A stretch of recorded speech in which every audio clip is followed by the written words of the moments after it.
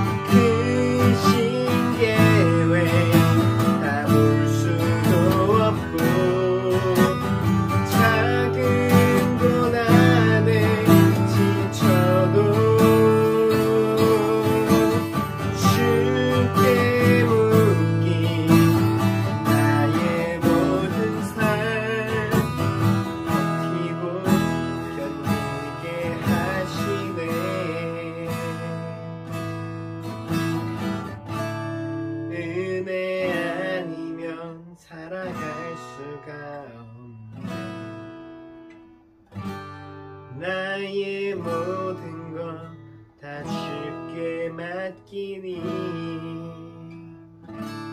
참된 평안과 위로 내게 주신 주 예수 오직 예수뿐이네.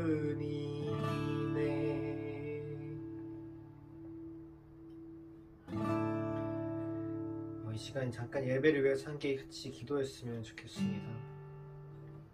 정말 세상이 주는 위로, 세상이 주는 기쁨, 그런 것이 없어도 정말 제 마음에 참 평안을 주시는 분이 주님이시기에 그것으로 만족할 수 있음을 고백합니다. 주님의 크신 계획을 우리가 다 알 수도 없고 그저 눈앞의 작은 일들에 오늘도 지쳐하고 힘들어하지만 그럼에도 우리를 붙드시는 그 주님을 의지합니다. 그 신실하신 주님을 우리가 의지하며 끝까지 걸어갈 수 있도록 도와주세요. 잠깐 함께 예배를 위해서 함께 같이 기도하시겠습니다. 기도드리겠습니다. 사랑의 아버지 감사합니다. 주님, 우리를 불러주신 그 계획과 그 모든 뜻을 다 알지도 못합니다. 주님, 알 수 없고 오늘도 눈앞의 작은 일들에 넘어지며 괴로워하고 신음하는 우리들입니다. 그러나 주님, 우리를 붙드시는 그 주님을 바라보니 주님을 인도하여 주시옵소서. 우리는 오늘도 연약한 자들입니다. 넘어진 자들입니다. 주님 우리 주인 되어 주셔서 이 모든 주님 우리 고민들과 걱정들 주님 앞에 내려놓고 나아갈 수 있도록 주님 도와주세요. 우리 참 평안을 주시는 그 예수 그리스도를 바라봅니다. 예수 그리스도를 찬양합니다. 신실하신 주님 신뢰하며 나아가겠습니다.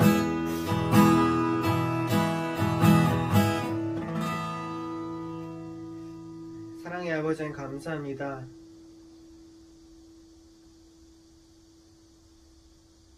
크신 계획, 우리의 이 작은 생각들로는 다 알 수도 없고 다 이해할 수도 없지만 한 걸음 한 걸음 우리를 인도하시는 그 주님을 바라보며 신뢰하며 걸어갑니다.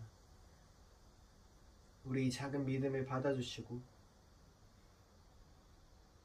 눈앞의 작은 고민과 또 상황들에도 쉽게 넘어지고 좌절하는 우리들이지만 우리 모습을 바라보는 게 아니라 예수님 바라보며 가셨던 그 길 따라갈 수 있게 도와주세요.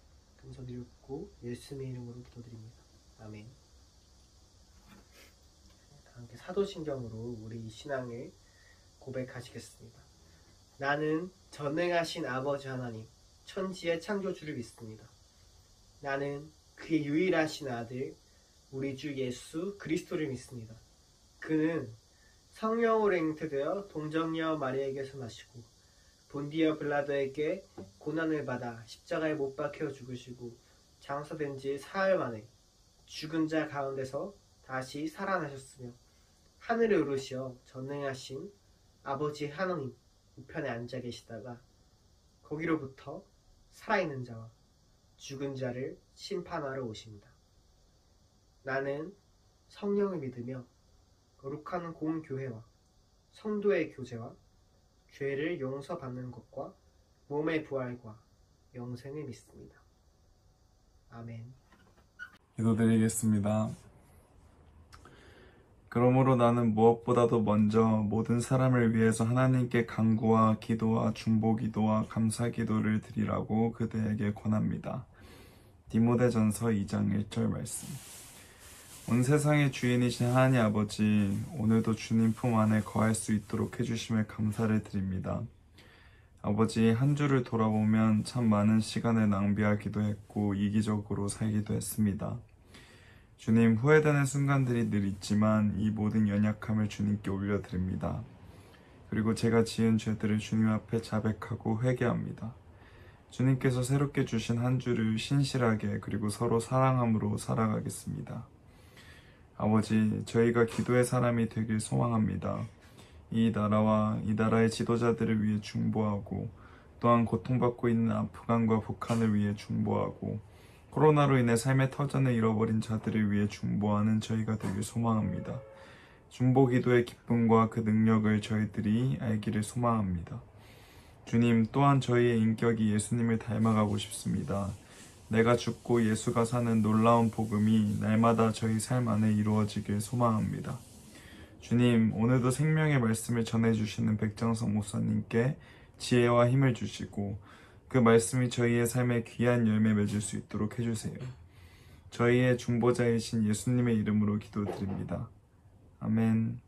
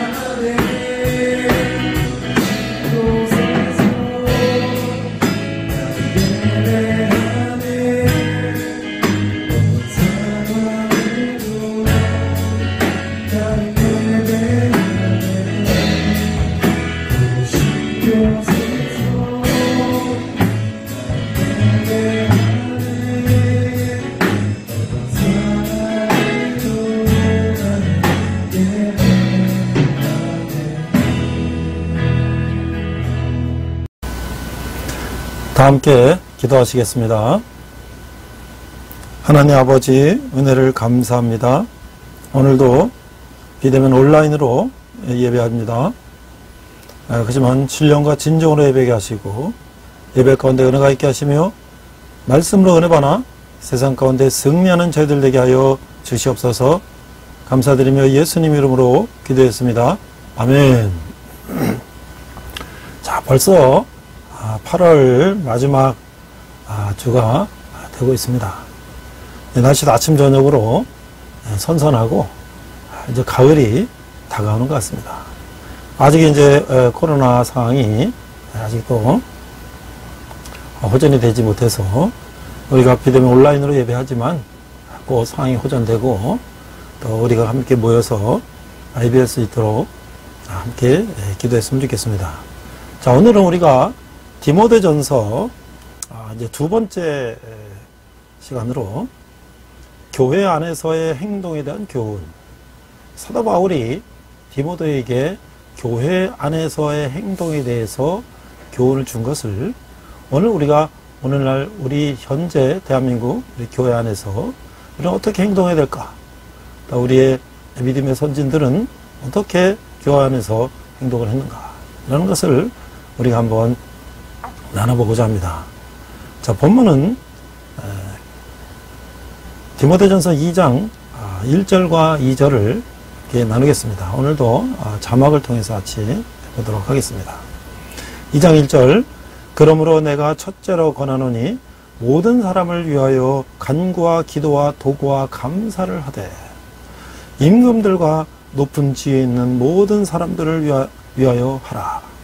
이는 우리가 모든 경건과 단정함으로 고요하고 평안한 생활을 하려 함이라. 자, 모든 사람을 위해서 간구와 기도와 도구와 감사를 하고 특별히 임금들과 높은 지에 있는 사람들을 위해서 기도하라. 이것은 우리가 평안한 생활을 하게 합니다. 자, 이제 우리가 2장 1절부터 말씀을 우리 한 절 한 절 한번 살펴보도록 하겠습니다. 바울은 기도에 대해서 이렇게 가르치고 있습니다. 2장 1절에 보니까 그러므로 내가 첫째로 권하노니 모든 사람을 위하여 간구와 기도와 도구와 감사를 하되, 우리가 본문에서 읽었죠. 이제 1장에서 거짓 교사들에 대해서 바울은 이제 언급을 했는데요. 이제 2장으로 가니까 교회 행위와 관련된 문제들을 이제 이야기를 하고 있습니다. 교회 안에서 가장 먼저 다뤄져야 될 것들이 우선순위에서 이제 마지막에 나오는 경우가 있었는데 간구, 기도, 도구의 차이점을 지나치게 강조해서는 안 되고 이 단어들은 서로 강조해주는 그런 위치에 있다. 가장 우리가 중요시 생각한다면 감사가 교회의 기도 생활에서 우선되어야 된다.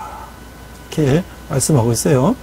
우리가 앞에서 읽었던 2절에 보니까 임금들과 높은 지에 있는 모든 사람들을 위하여 하라. 이는 우리가 모든 경건과 단정함으로 고요하고 평안한 생활을 하려 합니다. 자, 에베소 교회의 교인들은 모든 사람을 위해서 기도하되 특별히 세속 정부의 지도자들을 위해서 기도해야 했던 것이에요. 바울은 여기서 기도의 내용을 구체적으로 가르치지는 않았지만 일반 대중과 그들의 정부의 구원을 위한 간구를 염두에 두고 있었다. 자, 이 당시에는 어떤 상황이었어요? 로마의 지배를 받고 있는 이 중동 지방은, 특히 이스라엘은 그리스도인들은 이 네로의 박해가 아주 심해졌죠. 급기야는 AD 64년에 로마의 그 화재 후에 이 기독교인들을 갖다가 희생양 삼아서 엄청난 박해가 있었죠. 그런데 이 감옥에서 석방된 지 얼마 되지 않은 바울은 이 파괴적인 정치 분위기를 잘 알고 있었어요. 그래서 모든 사람을 위해 기도하되 특별히 지배자들을 위해서 기도함으로써 이전에 안정되고 불간섭적인 환경이 회복되도록 기도하는 것이죠. 이것은 그리스도인이 모든 경건과 단정함 중에 고요하고 평안한 생활하기 위해서 위정자들에게 기도를 해야 된다. 정치사회적 혼란기는 그리스도를 위해 죽을 수 있는 최고의 기회이긴 하지만 그리스도를 살기는 참으로 어려운 일이기 때문에 평안한 기도 생활을 위해서 이제 유정자들에서 기도를 해야 된다. 3절을 보니까 이것은 우리 구주 하나님 앞에 선하고 받으실 만한 것이니.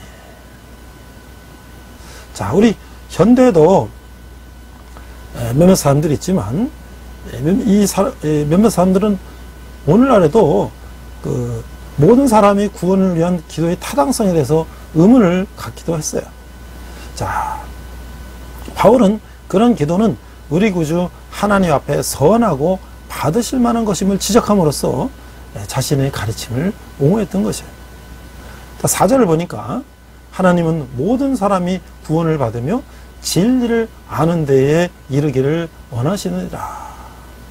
자, 이 기도가 하나님께 용납될 수 있는 이유는 그것이 하나님의 뜻에 맞는 기도이기 때문이라는 것이에요. 본성에서부터 구원자신 하나님은 모든 사람이 구원받기를 원하시는 것이죠. 바울은 반복해서 모든 사람이란 말을 쓰고 있는 것이에요. 하나님은 아무도 멸망당하기를 원치 아니하시며 모든 인류가 진리이신 예수 그리스도와 인격적인 관계를 통해 진리를 알게 되기를 원하시는 것이에요. 그렇다고 해서 물론 이 모든 사람이 구원을 이룬다는 이 보편주의를 하는 것은 아니에요. 분명히 심판이 있고 천국과 지옥이 있는 것은 분명한 것이죠. 그러나 하나님께서 모든 사람이 구원받기를 원하신다는 거예요. 자, 5절, 6절을 보니까 하나님은 한 분이시요 또 하나님과 사람 사이의 중보자도 한 분이시니 곧 사람이신 그리스도 예수라.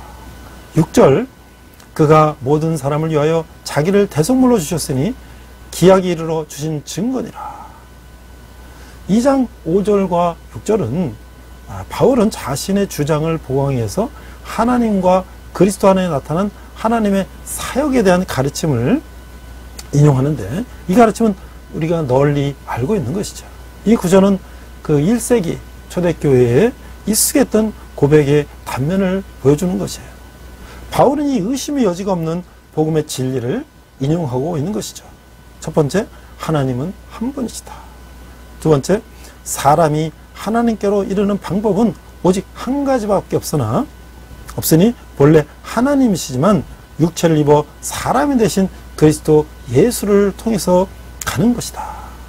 세 번째, 예수님은 인류를 위해 속전, 이 대속물로 십자가에서 죽기까지 자신을 주셨습니다. 이 행위는 모든 사람을 구하고자 하시는 하나님의 정한 기약이 이뤘을 때 주어진 분명한 증거라는 것이죠. 7절을 보니까 이를 위하여 내가 전파하는 자와 사도로 세움을 입은 것은 참말이요 거짓말이 아니니 믿음과 진리 안에서 내가 이방인의 스승이 되노라. 자, 이 7절을 보니까 에베소 교회의 베타주의자들은 복음이 오직 유대인만을 위해서 주어졌다고 생각했다는 것이에요. 이것은 베드로의 경우에서 보는 대로 일반적인 문제죠. 그러니까 유대인만 이제 구원을 받았다. 그래서 베드로가 이방인을 접촉했다가 유대주의다 보니까 베드로가 그걸 잘 피했잖아요. 자기가 이방인과 함께하는 것을 또 유대주의자들이 비난할까봐. 그러니까 그래서 바울은 자신을 연결도구처럼 생각하고 자신의 사명이 이방을 위한 전파자의 사도라고 말했던 것이에요. 그는 유대인들이 무시했던 대부분의 인류에게 복음을 전파하는 전파자로 세움을 입었다는 것이에요.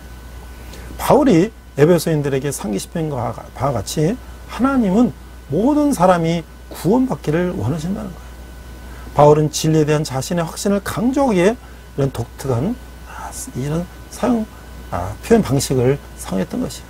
자, 그럼 우리가 세상 속에서 오늘 사도 바울이 디모데를 통해서 세상 정부와 모든 사람의 구원을 위해서 기도해야 된다고 하는데 우리 교회 안에는 또 어떤 문제들이 있나요?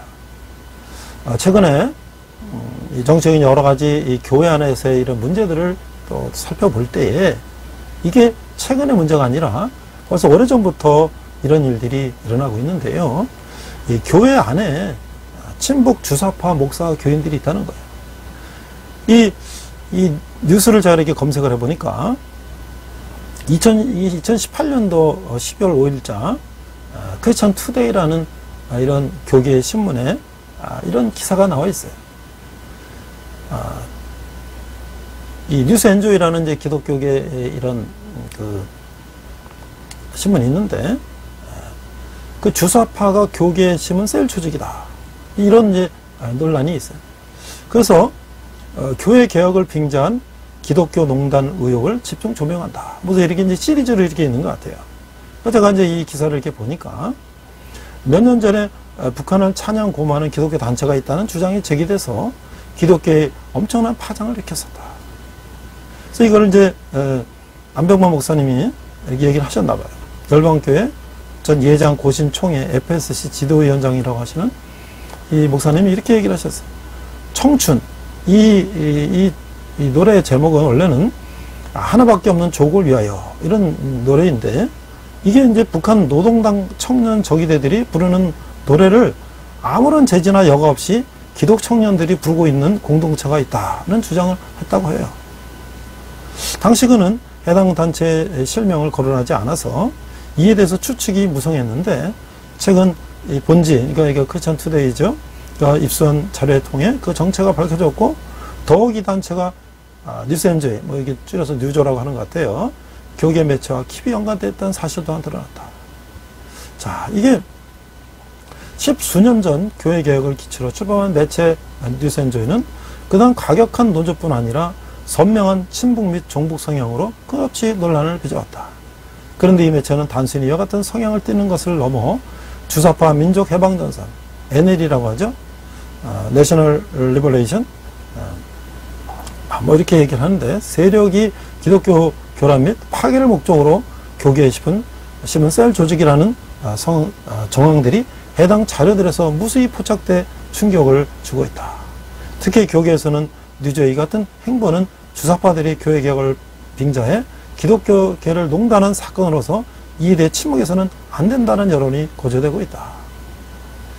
자, 이게 교회를 핍박하는 세계적인 그 조직이 공산주의자, 공산당인데 거꾸로 교회 안에서 교회에 관련된 뉴스 매체나 교회 안에 공동체에 있는 사람들이 그런 공산주의를 찬양한다는 게 너무나 이게 아이러니한 거죠. 이거는 정말 있을 수 없는 일이죠. 우리가 교회 안에 사도 바울의 말씀을 생각할 때 우리가 교회 안에서 교회를 파괴하는 세력을 찬양하는 그런 활동을 한다면 마치 네로의 핍박을 받고 있는 교인들이, 초대교인들이 네로를 찬양하는 거나 똑같은 일이 아니지 않겠어요? 자, 잠깐 더 이 뉴스를 보니까 이 자료들에 따르면 뉴조 전현직 기자들의 상당수는 아름다운 마을, 이 마을이라고 이제 칭을 하는데 이름 공동체 출신으로 이 공동체는 그 어떤 종북 좌파 조직들보다 대담하면서도 노골적으로 주체사항 및 북한의 체제에 대해 찬양 및 고무하는 활동을 지속해 오고 있다. 이 마을 회원들은 김일성 창가인 청춘을 부르는 것으로 알려져 있다. 안 목사는 이 노래에 대해 청춘을 어머니 당인 노동당과 김일성 부자와 북한 조선인민주주의 공화국을 위해 아낌없이 드리자는 내용이라고 고발을 했습니다.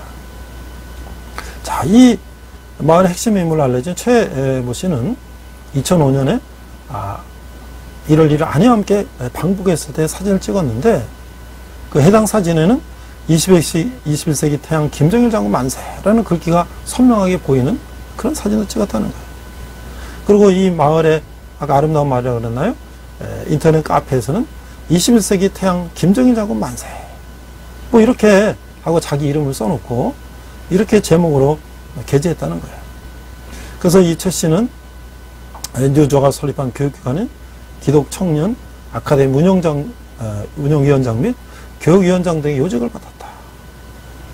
이런 기사들을 쭉 보니까 이 마을 공동체에서 김정일 장군님, 김일성 주석님, 이 북한에 쓰는 이런 표현들을 쓰고, 또 그들의 이제 목표가 우리는 사회생활의 모든 분야에서 계급적 입장과 혁명적 원칙을 튼튼히 지키며 인민의 이익을 침해하는 적대부자들과 불순부자들을 철저히 진압하여야 합니다. 특히 인권옹호의 간판 밑에 감행되고 있는 제국자들의 반공 모량책 등의 강한 반격을 가하며 사회주의적 민주주의를 훼손하려는 온갖 시도들을 제때 짓부셔버려야 합니다. 이게 이제 김일성 주석이 인민정권을 더 강화해서 1977년 12월 12일 말한 이 내용을 인용하고 있는 거예요.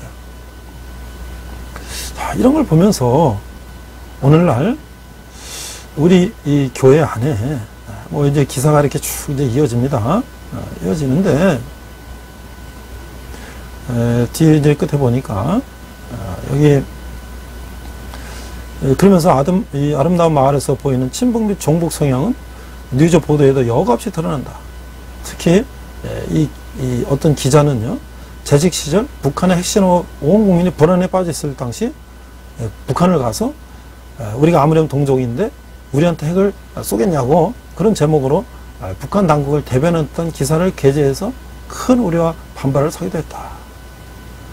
자, 그러면서 한편으로 이 사람들은 전반적으로 기독교계를 향해서는 가혹할 정도로 날카로운 잣대를 들이며 분쟁과 갈등에 초점을 맞추는 반면 북한의 세습 독재 정권에 대해서는 한없이 온화하고 관용적인 보도 태도를 보이고 있다. 이런 기사가 나와 있어요. 자, 오늘날 우리가 교회 안에서 어떻게 우리가 행동을 해야 되는가? 여러 가지 문제가 있지만 우리가 교회를 파괴하는 세력을 옹호하고 찬양하는 교회의 어떤 뉴스 매체라는 이름으로 교회의 어떤 공동체라는 이름으로 모여진 그런 조직과 구성원들이 이런 행동을 한다는 것은 이게 정말 하나님이 보시기에 어떻게 생각하실까? 라는 우리가 생각을 하게 되는 것이죠. 자, 오늘 다시 본문으로 가봅니다. 자, 이제 2장 8절에서 15절은 사도 바울이 교회 안에 이제 남자들과 여자들에 대해서 이제 교훈을 하고 있어요. 오늘날 우리가 이제 포스트 모더니즘으로 모든 이제 주인공은 나다. 뭐 이런 또 여러 가지 성 평등이라든지 또 여성 권익 신장 이런 걸 통해서 남녀의 어떤 평등 사상이 많이 차지하고 있는데요. 이 교회에서 이제 남자들과 여자들에 대한 교훈은 남자와 여자를 지배하고 그런 개념이 아니라 교회 안에서 우리의 각각의 역할을 이제 이렇게 얘기하고 있는 것 같아요. 자, 8절에 보니까 그러므로 각처에서 남자들이 분노와 다툼이 없이 거룩한 손을 들어 기도하기를 원하노라. 그래서 이 바울이 백성들과 지도자들 가운데 광범위한 영적 각성이 일어나도록 모든 그리스도인들이 기도하기를 원한 것은 분명한 사실인 거예요. 손을 들고 우리가 기도하라. 자, 손을 들고 기도하는 것이 뭘까요? 구약에서는 일반적으로 손을 들고 기도를 하죠. 그래서 우리 초대교회에서도 그런 전통을 따라서 손을 들고 기도해요. 그래서 거룩하게 청결을, 영적 지도자의 내적 청결을 이제 의미한다는 거예요. 자, 그래서 거룩해야 된다. 그 다음에 지도자들은 분노와 다툼을 버리고 건전한 인간관계를 가져야 한다는 거예요. 건전한 인간관계가 깨지면 다른 사람의 기도를 지도하는 것을 포함해 모든 기도의 능력에 결정적인 악영향을 미치기 때문이죠. 자, 9절에 보니까 이와 같이 여자들도 단정하게 옷을 입으며 소박함과 정절로서 자기를 단장하고 따은 머리와 금이나 진주나 값진 옷으로 하지 말고. 자, 바울은 교회 내 여자들에 대해서 언급하고 있어요. 여자들은 자신을 꾸미에 있어서 외적 장식보다는 내적 장식에 치중해야 한다. 여자들도 단정의 옷을 입으며 소박함과 정렬로서 자기를 단정해야 된다. 자, 이건 성적 자극을 줄 수 있는 요소를 제거하라 뭐 이런 것보다는 단순하고 온화하며 현명하고 외식, 너무 바깥으로 꾸미지 않는 그런 태도를 의미하는 것이죠. 바울이 구체적으로 언급한 것들, 뭐 따은 머리나 금이나 진주나 값진 옷 이런 것들은 그 자체가 나쁜 것은 아니지만 이것들의 잘못된 가치를 위해 사용되고 사용되면 부적절한 것이 된다. 이런 치장은 에베소에서는 지역 신전의 창녀들과 관계가 있었기 때문에 이렇게 표현할 수도 있을 것 같아요. 그리스도인들은 자신을 장식하는 데 있어서 그 이방 문화의 영향을 받아서는 안 된다. 이런 것을 강조하기 위해서 이런 표현을 썼던 것이죠. 10절을 보니까 모든 선행으로 하기를 원하노라. 이것이 하나님을 경외한다는 자들에게 마땅한 것이다. 그러니까 그리스도인 여성들은 세상 기준에 따라 외부적인 아름다움을 나타내고자 노력하는 대신에 그리스도인 여성들은 다른 가치를 드러내야 한다는 것이죠. 그래서 선행으로 자신을 꾸며야 한다. 다른 사람에게 호감을 주기에 그리스도인의 이름으로 하는 충성된 봉사에 의존해야 한다는 거예요. 이것은 여성을 매력 없게 만들고자 하는 것이 아니라 아름다움을 전하는 데 있어서 세상적인 척도 대신 하늘의 기준을 적용하도록 권고하는 것이죠. 이것은 하나님을 공경하는 여자들이 마땅히 보여야 할 태도라는 것이에요. 자, 11절, 12절을 보겠습니다. 여자는 일체에 순종함으로 조용히 배우라. 12절, 여자가 가르치는 것과 남자를 주관하는 것을 허락하지 아니하노니 오직 조용히 할지니라. 여기도 이제 여러 이제 오해가 있을 수도 있을 거예요. 이 뜻은 바울은 여자들의 경건한 행동을 강조하면서 오직 마음에 숨은 사람은 온유하고 안정한 심령이 썩지 않을 것으로 하라. 이는 하나님 앞에 값진 것이다. 베드로전서 3장 4절 말씀. 이런 베드로의 가르침에 동의하는 것이에요. 교회 내 여자는 일체 순종함으로 조용히 배워야 한다. 여자들은 회중의 교사로서 가르치는 것과 남자를 주관하는 것을 하지 말라고 얘기를 했어요. 그들은 문자적으로 오직 조용해야 된다. 이것은 안정되고 평온함 이런 의미로 얘기했다는 거예요.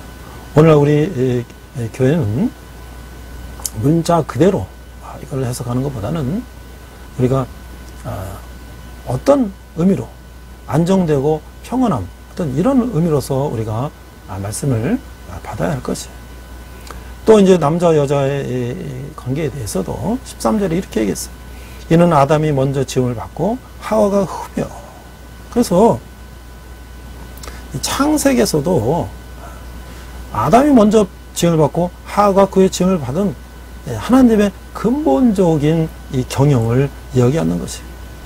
이것은 시간적으로 누가 먼저 나고 났다, 나중에 났다, 그런 이상의 의미를 갖는다는 것이죠. 바울은 시간적으로 남자가 우선이었다는 데서 남자에게 지도자의 명령이 주어졌으며 여자는 남자를 돕는 배필로서 그 위치를 가져야 함을 말하고 있다는 것이에요. 14절 아담이 속은 것이 아니고 여자가 속아서 죄에 빠졌습니다. 그래서 이제 사도 바울은 창세기로 거슬러 올라가서 이제 남자와 여자의 관계에서 그런 아담과 하와의 경험을 이제 얘기해주고 있는 것이에요. 자, 그러니까 이 바울은 어떤 경우에든 바울이 타락에 대한 아담의 책임을 면제해주고자 하는 것이 아니라 다른 서신에서 바울은 타락의 책임을 단호하게 아담의 어깨에 메우고 있어요. 그러나 그 사실관계를 이야기하고 있는 것이죠. 15절에 보니까 그러나 여자들이 만일 정숙함으로써 믿음과 사랑과 거룩함에 거하면 그의 해산함으로써 구원을 얻으리라. 이게 좀 약간 어려운 말인데요. 해산이라는 이 어렵고 위험한 과정을 육체적으로 통과하고 가정 안에서의 역할을 잘 감당함으로써 하찮게 여겨지는 것으로 벗어나고 가정에 머물면서 자녀들을 기름으로써 사회의 세속적 타락으로부터 보호받으면서 이렇게 할 수 있다 라는 의미로 이야기를 하고 있고요. 이 구절 해석은 그러나 여자들이 만일 정숙함으로써 믿음과 사랑과 거룩함에 거하면 그런 거로부터 자유로울 수 있다라고 얘기를 하고 있어요. 자, 우리가 이제 그 남자와 여자에 대해서 얘기를 하고요.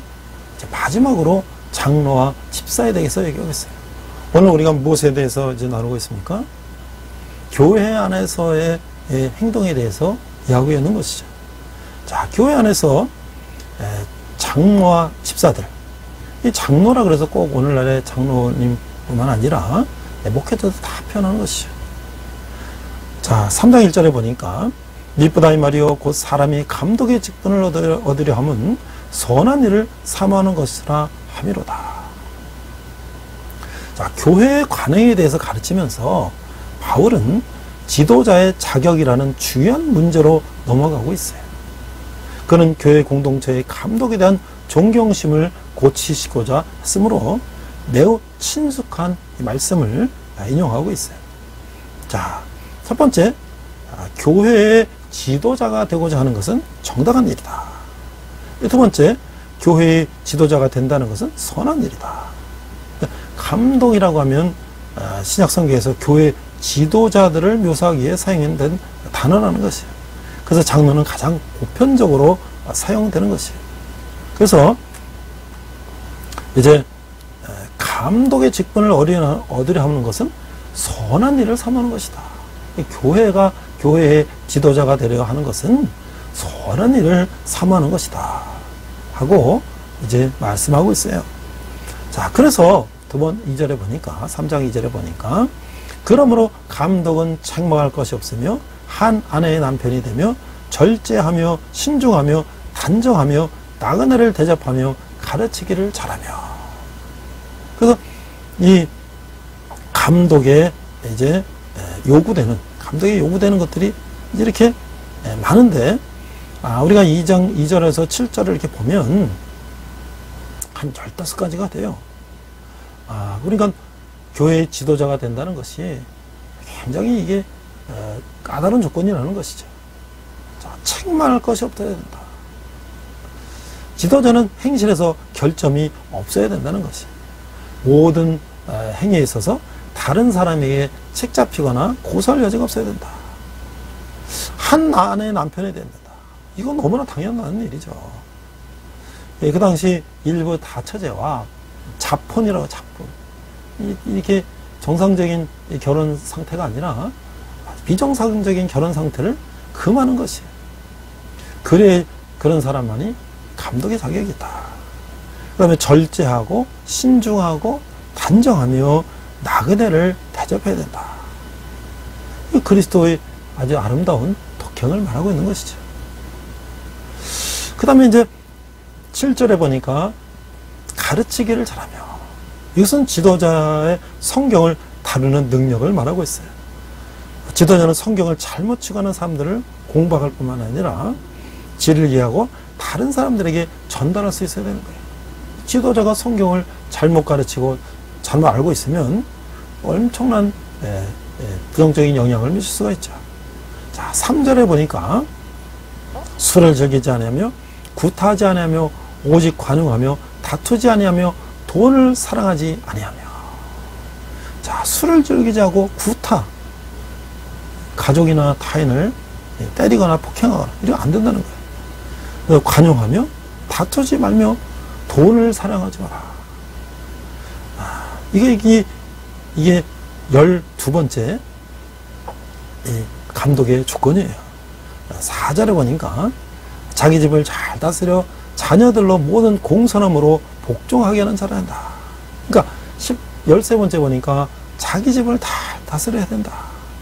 그 자녀들이 공손함으로 자녀들로 모든 공손함으로 복종하게 하는 자를 한다. 가정을 잘 다스려야 된다. 5절에 보니까 이렇게 돼 있어요. 사람이 자기 집을 다스릴 줄 알지 못하면 어찌 하나님의 교회를 돌보리요.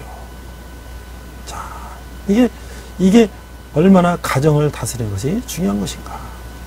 그것이 본이 돼서 교회를 다스릴 수 있는 자격이 된다는 것이죠. 3장 6절을 보겠습니다. 새로 입게 한 자도 말지니 교만해져서 마귀를 정죄하는 그 정죄에 빠질까 하미로다. 14번째 보니까 새로 입교한 자는 감독이 되어서는 안 된다. 이는 그가 교만과 자긍에 빠져서 마귀가 교만으로 인해 당한 것 같은 심판에 떨어지지 않기 위한 것이다. 우리는 간혹 이제 교회 여러 가지 이제 할 일은 많고 또 이 교인은 적고 또 자기 능력 있는 사람이 이제 교회 오면 급한 마음에 그를 세우기 쉽죠. 또 그래서는 안 된다는 거예요. 저도 그동안 수많은 교회 활동을 하면서 이렇게 실패한 사람을 많이 봤어요.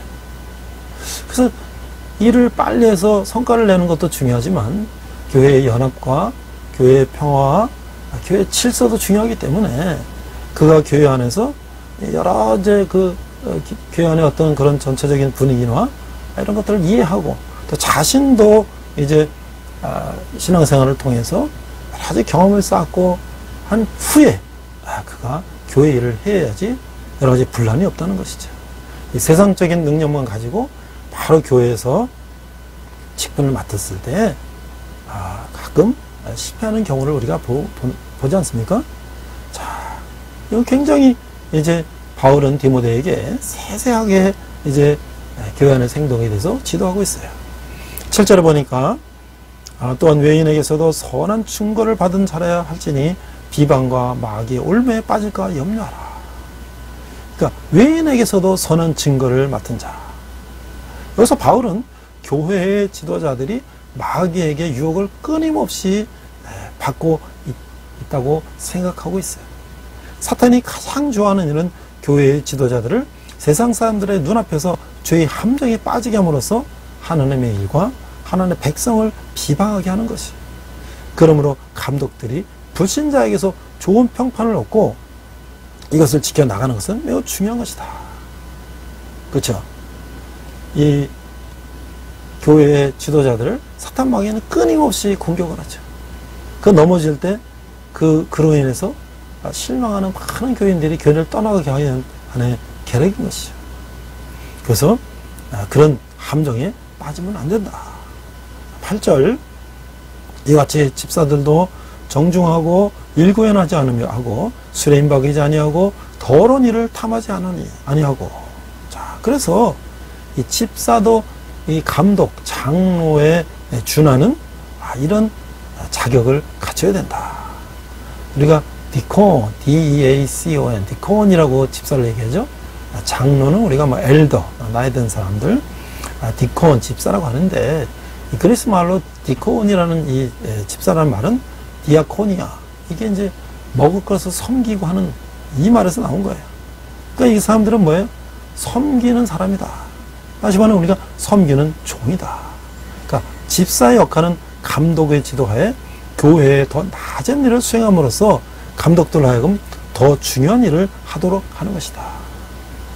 집사 직분의 위치가 교회 안에서 공식적이라는 점과 집사 직분에 갖는 섬김의 성격이 성숙과 경건을 강력하게 요청하는 것임을 고려할 때 집사의 자격도 장로와 마찬가지로 굉장히 중요해야 된다. 정중해야 되고 일구연하지 말아야 되고 술에 임박히지 말아야 되고. 9절을 보니까 깨끗한 양심의 믿음의 비밀을 가진 자라 한다. 무엇보다도 가장 중요한 것은 집사는 영적 깊이를 가진 사람이어야 된다. 그래서 우리가 그 스테반이 이제 돌에 맞아서 순교할 때 그가 창세기부터 출애굽기 쫙 조상들의 그 이야기를 설교하는 걸 보면 그 보통 그 성경에 정통한 게 아니죠. 집사들도 그런 영적 깊이를 가져야 되고 깨끗한 양심을 가져야 되고, 다시 말해서 자기의 신앙 고백과 행위가 일치해야 된다 말하는 것이죠. 10절에 보니까 이 사람들로 먼저 시험하여 보고 그 후에 책망할 것이 없으면 집사의 직분을 맡게 할 것이요. 그래서 우리가 이제 교회에서도 어떻습니까? 서리 집사라는 1년마다 우리가 이제 직분을 다시 이렇게 임명하지 않습니까? 그의 행동하는 거나 교회에서 신앙생활 여러 가지를 보고 서리 집사를 증명하다가 이제 그가 이제 집사로서 직분이 충분히 됐다 생각할 때 우리가 어떻게 해요? 안수를 하고 그가 이제 평생 안수 집사가 되는 것이죠. 자, 11절 여자들도 이와 같이 정숙하고 모험하지 아니하며 절제하며 모든 일에 충성된 자라야 할 것이다. 자, 12절 집사들은 한 아내의 남편이 되어 자녀와 자기 집을 잘 다스리는 자일지니. 13절 집사의 직분을 잘한 자들은 아름다운 지위와 그리스도 예수 안에 있는 믿음에 큰 담력을 얻느니라. 그래서 비록 집사의 직분은 세상적인 기준에서 볼 때는 좀 낮고 매력 없는 일인 것 같지만 예수 그리스도를 가까이 따르는 자들에게는 전혀 다른 얘기라는 것이에요. 종의 역할을 충분히 수행한 사람들은 두 가지를 얻게 되는데, 첫째로 겸손과 희생과 봉사의 아름다움을 이해하고 큰 많은 동료 그리스도인들 앞에서 늘 아름다운 지혜를 얻게 되는 것이죠. 둘째로 그리스도 예수 안에서 믿음의 큰 담력을 얻게 된다는 것이에요. 그리스도 예수 안에서 세상에 중요하게 여기는 모든 보상을 포기하는 겸손한 성기야말로 동기를 출축할 수 있는 참된 기준이 된다는 것이죠. 여기서 사람들은 자신의 노력이 그리스도의 희생적 봉사의 영예의 자극을 받는 것인지 그렇지 않은 것은 스스로 알 수가 있어요. 집사가 진정으로 섬기게 될 때 그의 사역은 그리스도를 향한 그의 믿음의 진실성과 거짓 없이 하나님께 나아감에 대한 확신을 갖게 될 것이기 때문입니다. 오늘 마지막으로 제가 한 분의 장로님을 소개하고 말씀을 마치고자 합니다. 우리가 일제시대 때 신사참배를 반대하다 순교하신 주기철 목사님이라든지 또는 이제 일제 공산당 치하에서 순교하신 손영원 목사님이라든지 이런 이제 목회자들을 많이 우리가 알고 있어요. 그렇지만 우리가 일제에 항거하다 순교한 박관준 장로님이라는 분을 한번 우리가 살펴보고 오늘 교회 안에서 우리가 어떤 행동을 해야 되는 것인가 라는 말씀을 마치고자 합니다. 이게 한국장로신문이라는 신문에 2021년 1월 27일 날 성경호 목사님이 이제 기고한 글이에요. 일제 항거하다 순교한 박관준 장로. 저도 이제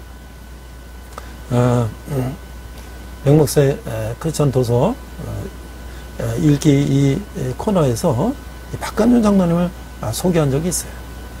이 장로님이 나라 민족을 위해서 일제시대에 이 나라 민족을 위해서 해방을 위해서 또 기독교 복음을 위해서 일제에 어떻게 정하다 순교하셨는가.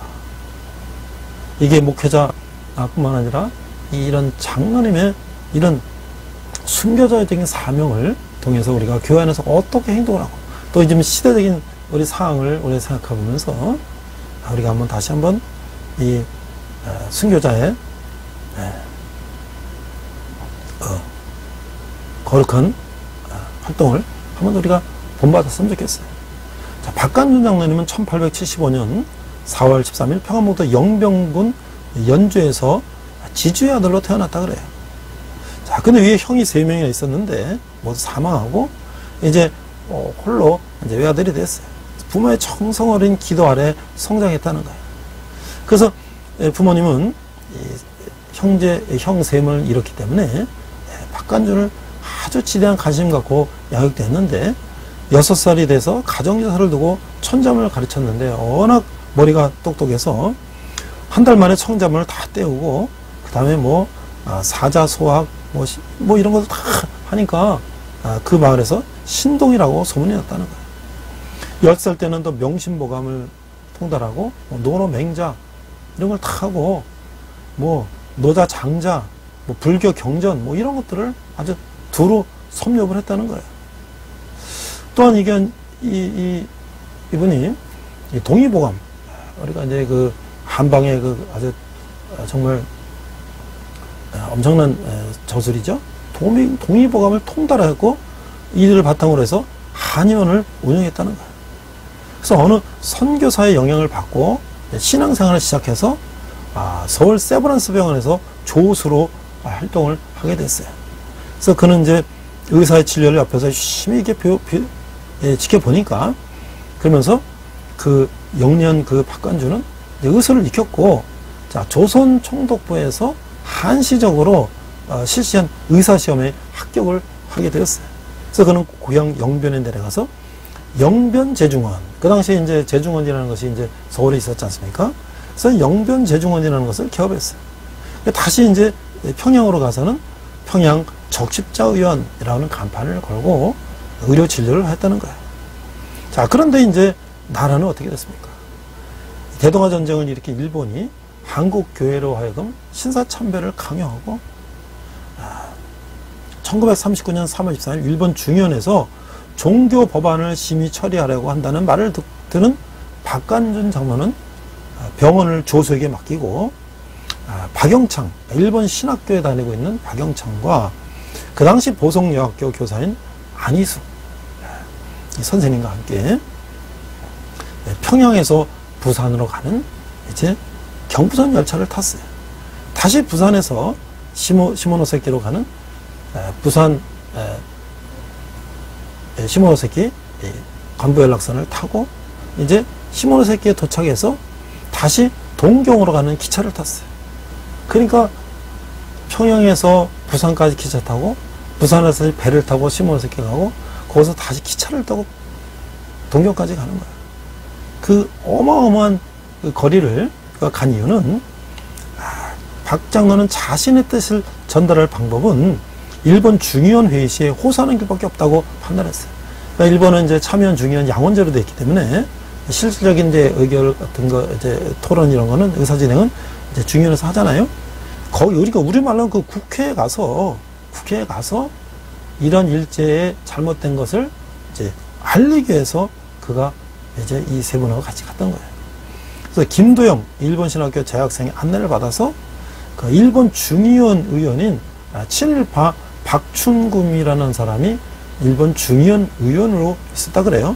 그래서 이 사람을 통해서 이제 국회 방청권을 얻어가지고 박영창, 안희수과 함께 정문을 통과해서 2층으로 올라갔어요. 1층에는 이제 일본 중의원 의원들이 이제 회의를 하고 있었겠죠. 자, 박 장로가 일본 중의원까지 방문하기는 그럴 만한 이유가 있었어요. 전국에 있는 이 장로교회 봄노회가 개최될 무렵에 이미 평북노회에서는 박능률 목사가 이에 앞장서서 신사참배를 노회에 결의하고 총회에 상정하기로 했어요. 그러니까 우리나라의 이 장로교 총회에서 목사님들이 모여서 신사참배는 이게 종교행사니까 그냥 해도 된다라고 앞장서서 목사님들이 결의를 하고 있던 것이에요. 그래서 이 사실을 알고 이 장로는 이건 안 됐다 하고 1938년 2월 조선 총독 육각기를 만나기 위해서 상경해서 육각기 총독을 면회 신청했지만 면회 신청을 해서 만났어요. 저는 평양 적십자병원을 운영하면서 장로교 장로로서 총독 각하에게 꼭 전할 말이 있어서 여기까지 왔습니다. 육각기 총독 각하, 우리 기독교인들은 절대로 하나님 외에 다른 신을 섬길 수가 없습니다. 지금이라도 각 지방 경찰서에 연락해서 신사참배를 강요하는 금해 줬으면 좋겠습니다. 하고 했지만 경호원에 밀려가지고 총독부실에 쫓겨났어요. 그래서 평양 경찰서에 수감됐어요. 그래서 다시 고등교 형사실에 조소를 받고 1개월 동안 유치장에 감금되었다가 석방이 됐어요. 그래서 늘 항상 그는 이제 고등교 형사들한테 감시를 받고 있었어요. 1938년 9월 한국교회 치욕의 날이 점점 가까워지던 어느 날 박 장로는 또 유치장에 구속되고 말았어요. 자, 이때 주기철 목사님도 요시철 인물로 지적받고 평양 경찰서에 수감되고 있어요. 얼마 후에 이제 장로교 총회에서 신사참배가 결의됐다는 소식을 듣고 주기철 목사, 박관전 장로를 비롯해서 많은 반자들이 모두 풀려났어요. 왜냐면 이제 총회에서 스스로 목사님들이 스스로 신사참배를 해도 된다고 결의를 했기 때문에 이제 뭐 반대하는 몇 명은 이제 풀어줘도 이제 대세에 지장이 없겠다고 이제 생각을 했겠죠, 일제들이. 그래서 박 장로는 일본 동경에 있는 중의원들에게 호소하기 위해서 주의현 의장이 개를 선언하자 그 2층 방청객에서 미리 준비했던 유인물을 그 1층에 있는 주의현 의원들에게 뿌린 거예요. 여호와 하나님의 대사명이다 라고 외치면서 던졌어요. 박 장로의 외침에 장례가 한때 아수라장이 됐어요. 경위는 곧 박 장로를 비롯해서 함께 동행했던 박영창, 안희석을 체포하여 구속했고 각기 독방에 수감되었어요. 이들은 9개월 동안 갖은 고문을 받고 40일 만에 석방되어서 다시 평양으로 돌아올 수 있었어요. 평양에 돌아왔던 박 장로는 신사참배 반대운동을 하다가 구속되어 있는 교역자들을 면회하고 다시 석방운동에 힘을 쏟았던 것이에요. 이런 모습을 지켜본 고등경사들은 다시 박 장로를 체포해서 아예 활동할 수 없도록 평양 형무소에 감금하고 말았어요.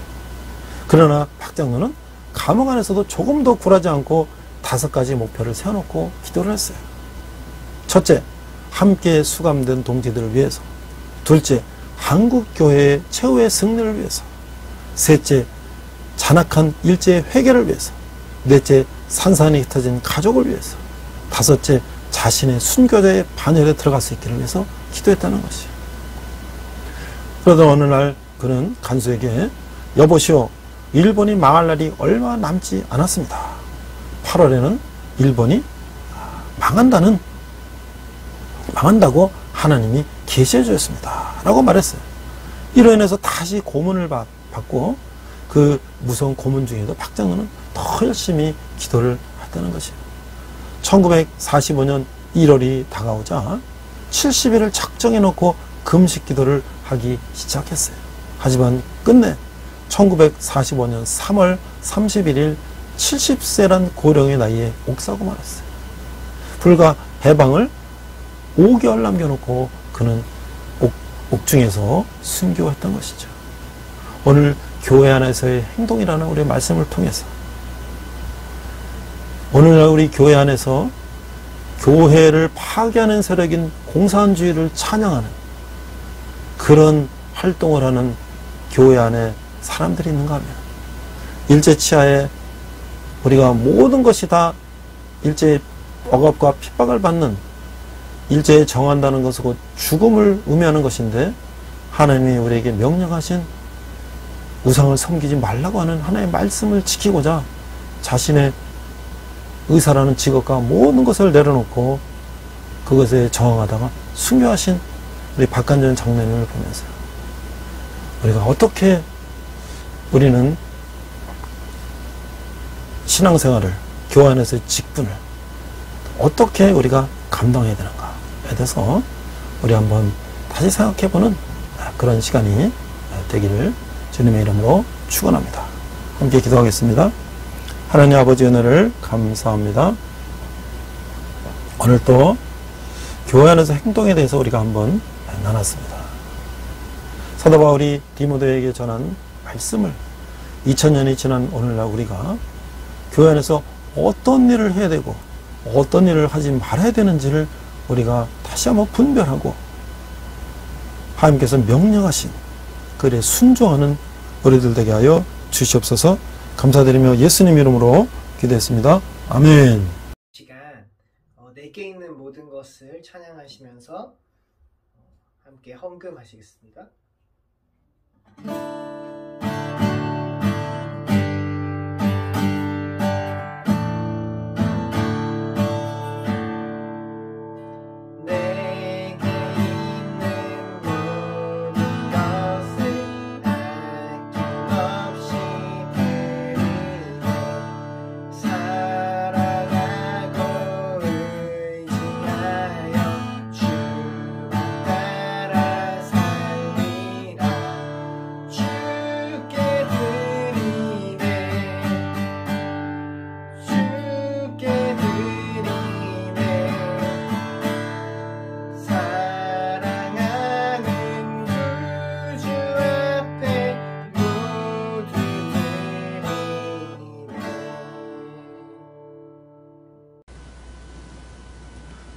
자, 한두 가지 광고하고 축도로 마치도록 하겠습니다. 먼저 날씨가 아침 저녁으로 서늘해지고 또 이제 개학도 다 가까이 오고 있습니다. 또 우리 군대 형제들도 더운 여름이 지나가고 시원한 계절이 와서 훈련하거나 생활하기에 훨씬 더 좋아졌습니다. 그러나 코로나 상황이 아직도 여전히 어려워서 속히 상황이 호전되어서 우리 함께 만나서 예배하고 서로 격려하고 또 위문도 하고 그런 시간이 속히 왔으면 좋겠습니다. 여러분이 원하신 헌금과 후원은 청년들이 주님께 돌아오는데 귀하게 사용될 것입니다. 또 우리 온라인 드리는 우리 LMTV 온라인 예배를 주위에 있는 분들에게도 알려주시고, 특별히 여러 상황으로 인해서 교회에 나올 수 없는 그런 상황에 있는 분들에게 우리가 함께 나눠서 은혜 받고 또 믿음 생활 하시고, 또 특별히 처음 믿음 가신 분들에게는 하나하나 차근차근 말씀을 전하고 있으니까 함께 말씀 나눠주시고요. 또 LMTV 온라인 예배에는 LMTV에는 창세기부터 구약부터 신약까지 계속 이제 건별로 설교를 하고 있기 때문에 부족한 부분이 있으면 하나씩 또 들어보시면 여러분들에게 믿음 생활에 도움이 될 것입니다. 저랑 함께 기도하겠습니다. 하나님 아버지 은혜를 감사합니다. 우리가 적은 예물을 주님께 드렸습니다. 예물이 쓰는 것마다 하나님의 영광이 나타나게 하시고, 특별히 청년들이 주님께 돌아오는데 사용되게 하여 주시옵소서. 지금은 우리 주 예수 그리스도의 은혜와 하나님 아버지의 극진하신 사랑과 성령님의 감화감동 역사하심에 교회에서 해야 될 일과 하지 말아야 될 일을 깨닫고 또 같은 삶을 살기를 다짐하는 온라인 예배를 드리는 모든 성도들을 위해, 열방의 백성들과 선교사님들을 위해, 그리고 특별히 북한에서 고통받는 북한 동포들을 위해 지금부터 영원토록 함께 하시기를 간절히 축원합니다. 아멘.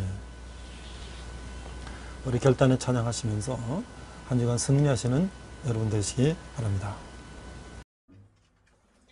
우리 이 시간 선한 능력으로 함께 찬양하시면서 결단의 시간 갖겠습니다.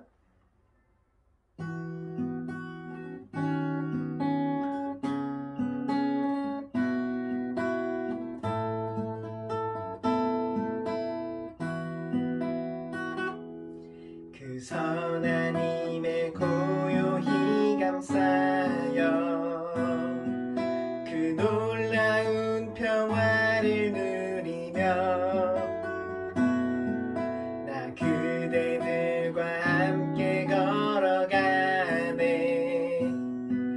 나 그대들과 하늘을 여네. 지나가 너물 어둠의 날들이 무겁게 내 영혼 짓눌러도 오 주여 우릴 외면치 마시고 약속의 구원을 이루소서. 그 선한 힘이 우릴 감싸시니